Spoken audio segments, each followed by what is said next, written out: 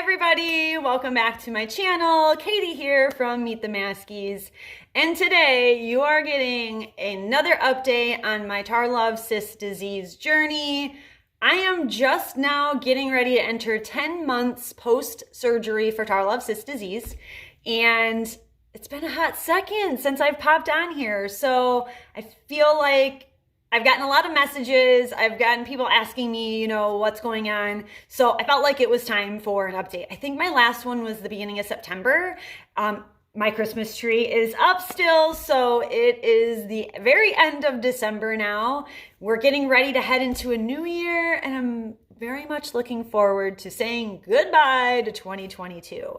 Surgery was at the end of March, and just as a quick recap, in case this is your very first video that you're finding of mine, I have plenty of other videos in this playlist. So if you are new to Tarlov Cyst disease or you just got this diagnosis and you happen to stumble across this video, I encourage you to check out my other videos because I'm not going to get into depth on my disease and on my diagnosis and all of that. I have plenty of other videos that do that. But just as a quick recap, I had surgery at the end of March with Dr. Fagenbaum in Dallas, Texas. And I had cysts. I had 7 cysts total in my S1, S2, S3, and L5 in my low back. And I've been doing really, really well since. I have a disclaimer to that. So I've got good news and a little bit of bad news, but I'm going to start with the good. So surgery was, I would say, textbook in my opinion. Dr. Fagenbaum felt really good about getting everything. We thought I had maybe 5 or 6 cysts going into it, and then when he went in, he saw that 7th one in my L5, and it was really small, but he wanted to go ahead and just take care of it so that it didn't become another problem down the road, and everything went well. A lot of my pre-surgery symptoms subsided pretty quickly on. Again, I have updates since surgery to let you know kind of how I've been doing, but now that I'm approaching, getting into a new year, I'm hopefully doing really well into the new year. But yeah, I feel like surgery and recovery was pretty textbook.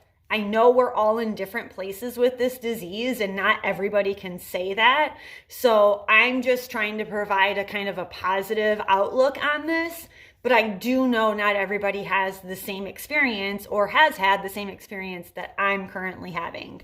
But that being said, I do have some new symptoms, and I'll get to that in a second. So the good, healing has continued. I really don't have any low back pain. It's Christmas time. We just drove to Florida to visit my mom. From Michigan to Florida, we drove. Okay, that would have been unheard of before. But I did really, really well with that. So things have been good. I have no low back pain. What I do continue to have is sensitivity in my low back. And I'm assuming that's just from where, Dr. Fagenbaum cut up that bone to get to the nerves and then replaces it. I know they say it can take a year to 2 years for that to really fully, dissolve and regrow your bone or scar tissue over or whatnot. So I do have a lot of sensitivity there. Not just like right now, I don't feel any pain. If I were to bump my back against something or laying flat on a hard surface, that's when I feel it. So I definitely have had those moments where I've accidentally bumped it or I've leaned back against something and it's like, whew, it stops you in your tracks. Okay, it's quite sensitive. And laying flat on things, like even when I'm at the dentist or whatever, and they put you in that chair and they lay you flat, I usually put my knees up just to help kind of take a little bit of pressure off my back, just because the laying flat, I can lay flat fine on my bed because of that nice softer surface. It's just kind of more of the hard surface. Laying flat is not enjoyable. But other than that, I really don't have too much. I do have some issues in my saddle area. So I would say in my female area, I've been experiencing some kind of like nerve pain there. Not to get too TMI. If you want to chat about that, feel free to message me privately and we can talk. But that's just been some other small symptoms. But overall, really, I'm doing well. I pushed a little bit too much, as you may see from some of my previous videos. I was walking a lot in recovery, and then I started kind of getting into running, and I did run my very first 5K ever, and I was so proud of myself because it was just something, it was like, I'm a goal-oriented person, so I like to track my progress and see, hit a goal and have a goal end date in mind and whatnot. So I put that as a kind of part of my recovery, and I did really well, and I was really proud of myself. But then I definitely felt like I was probably pushing it a little too much with the running. I know, I have to admit that. I am sorry. So I dialed that way down. I have not been running really since October. I just dialed that way down just because it was becoming a little bit too much for my body. But that's the important thing with this disease, is that you just listen to your body and you kind of know your limitations. And sometimes that means pushing yourself to know what your limitations are. And that's what I did, and I didn't get into a flare up. I don't recommend, pushing yourself that much that you get into a flare up. But if you're like me and you're used to being on the go and you want to kind of get back to life, like that's just what I had to do to understand what was too much. And I was able to recognize that, and I have dialed it way back down, and I'm in a good place. So it's all good. I hit my goal, and that was all I needed to do, and I'm good with that. So the not so good news are new symptoms that I've been experiencing in my upper back. So my kind of cervical spine area.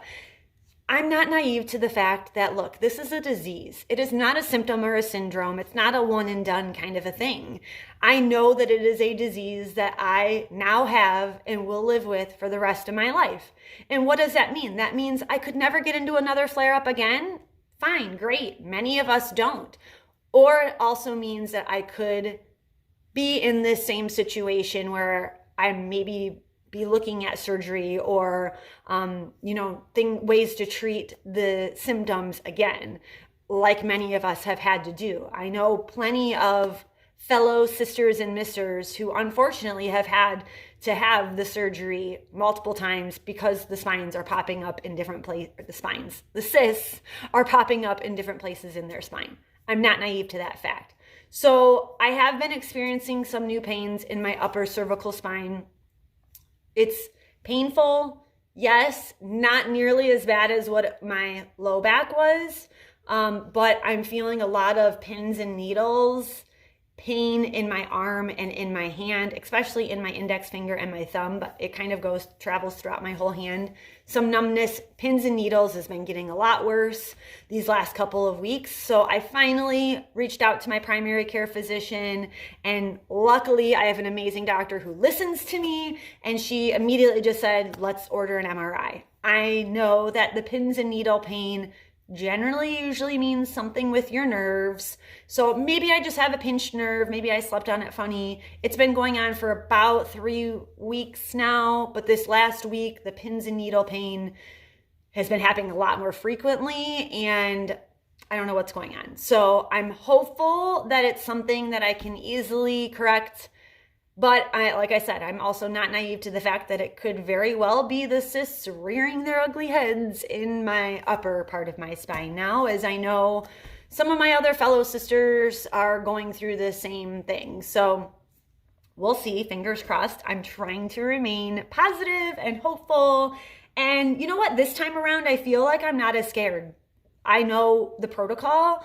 Like I said, I had a textbook surgery and recovery, and if it's something that I have to go through again, then it kind of just is what it is. I'm not as scared now, and I'm just going to continue to remain positive and hopeful, and I'm looking forward to a 2023 being a better year than 2022. And it's already starting, to look better, even though I've got this new symptom going on, just because I've been able to do all of the things that I love again. I had a really great December. I published my 3rd children's book in November. It came out, and I kind of used my whole recovery time to write and work with my illustrator and my book developer and all of that. And it came out in November, and I did a lot of book signings in the month of December, including in Florida. When I was in Florida, I did a book signing at the Ernest Hemingway Home and Museum in Key West, which is amazing, an experience of a lifetime. And I'm so grateful that I was able to do that and that my body was able to allow me to do that. So I'm looking forward to what 2023 will hold for me, even if it does mean a little bit of a hiccup in the road or kind of a little setback. It's just part of this disease that I understand. I understand now. So again, in closing, things are good. I'm doing really well. Surgery, I'm so grateful that I did it and that I listened to my gut and I listened to my body. That's the best advice that I can give you. And I've said it in almost all of my videos. Listen to your body.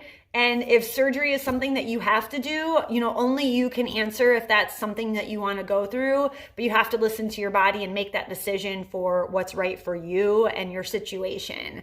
I'm hoping though that these videos can at least validate what you're feeling and know that you're not alone. Maybe you and I are in different places with this disease, but there very well could be somebody else with this disease that is exactly, going through what you're going through. I'm hoping that you're part of the Facebook groups. They're private Facebook groups for those of us living with Tarlov Cyst disease. If you're not part of it yet, go on Facebook, search it out. Feel free to message me, but know that you're not alone.